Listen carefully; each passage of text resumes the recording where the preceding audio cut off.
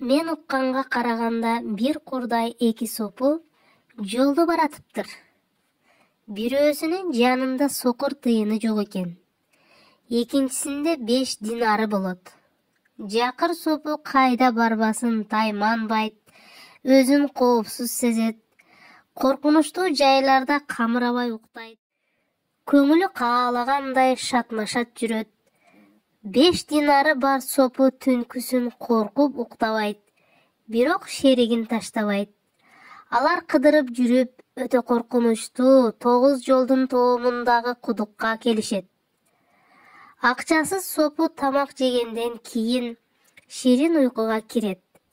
Акчалуу сопунун уктаганга жүрөгү даабайт да өзүнчө: эмне кылсам? 5 алтын динарым бар. Бул жер коркунучтуу жай болсо, сен уктап калдың, а менде уйку жок.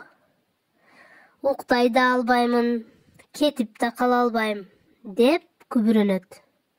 Муну эшиткен пулсуз сопу: 5 динарыңды мага бер десе, шериги динарды берет. Ал динарды кудукка ыргытып жиберет да: эми сен кутулдуң, тынч уктай бер, же отур, жардынын сепили жез деген экен.